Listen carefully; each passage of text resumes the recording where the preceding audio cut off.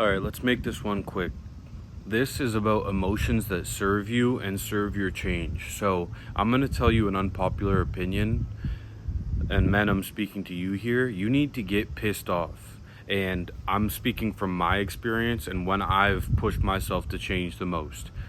Let's look at emotions and what they do for us. So, a popular one is sadness because things happen. A lot of men face depression. I've faced it in the past.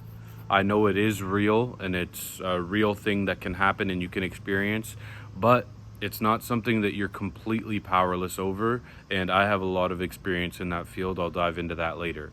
Now, when you're sad, are you motivated to do anything? Are you motivated to make changes? Or do you just want to lay in bed? Do you want to stay afraid, facing shame and feeling shame and guilt and pressure and fear? Those things are along with sadness and they serve you not at all. There's nothing that comes from sadness. No person makes a great change when they're sad. When they're sad, they want to be alone. They want to do nothing. They don't even want to watch a funny movie because they know it might cheer them up, and that's not the vibration that they're on. Now, let's look at a more powerful emotion that can actually kind of help you. And it's something that you need to tap into in a very safe way. And that's anger. So there's a great scene in The Wolf of Wall Street where Leo is standing on the stage motivating his sales team, and he keeps talking about, different circumstances to your life. You hate the car you're driving? Get pissed off. You hate the girl that's in the car with you? Get pissed off. People aren't respecting you. Get pissed off. And you know why? It's because when you're pissed off, you change. You do things. Now, you want to do this safely. You can't just be mad at the world and everyone in it and, act out in anger. You need to bring a stoic approach to your anger. You need to bring a calculated, mature approach to your anger. So, for example, with me, when things happen, when I feel disrespected, when, people flake on a date or someone leaves a stupid comment, I get pissed off. And you know what I do when I'm pissed off? I get my ass up, I put my shorts on, I go to the gym. Or I sit down and I say, let me make another video and get one step closer to my goal. Or they're making fun of me for trying to stand out and be different. Well, let me just go a little bit harder in that. Because when you're angry, you're motivated, you're fucking mad. Get mad. And you need to be mad at your situation. You have to not like what's going on, because if you're comfortable with what you have, then why would you change it?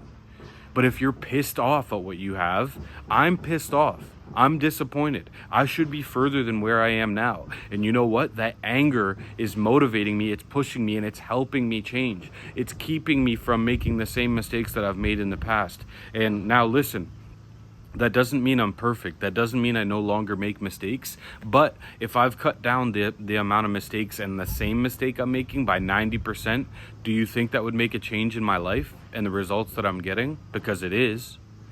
So I want you to think about your life and the things that piss you off. How are people treating you? How are the people around you? The things that you have access to right now, are you satisfied with that? Get pissed off. Go look in the mirror, grab your little love handles and get pissed off, because you have 100% power to change that. These are things that you can change. They're things that are in your hands. That's the scary thing about them. So lately, like I've said, you have to bring a stoic approach to these things. I'm not just sitting in every room frowning, but I am thinking, and I am using these things to my advantage. And when something happens, when someone does something to me that's unfavorable, I just sit on it, I think, and I use it. I just add it to that ammunition.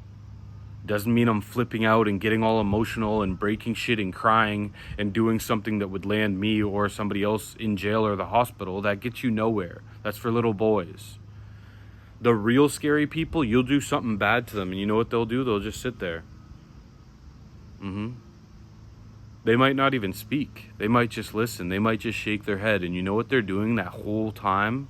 They're just cooking. They're just thanking you for whatever you're doing, whatever you're saying. Because I'm telling you, you say the wrong thing to the wrong guy, you might change his damn life.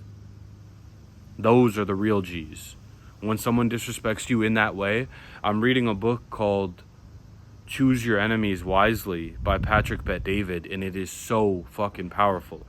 I've spoken to a friend about an idea that is so strange. You never get to you talk to people all day, right? You're talking to different people, talking to friends, talking to family, and like almost 100% of things we don't remember. It's not significant.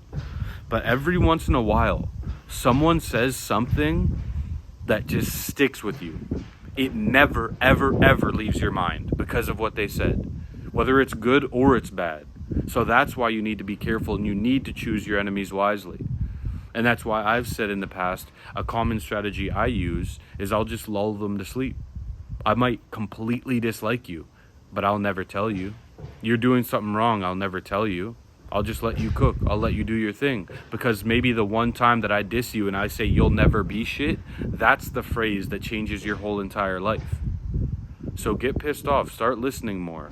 See what they're saying. Read the bad comment. Use it. Why not? It's free ammo. Because I'll tell you, the last thing you want to do is, when you're pissed off, is go take a fucking nap. So get up and go get them, and choose your enemies wisely.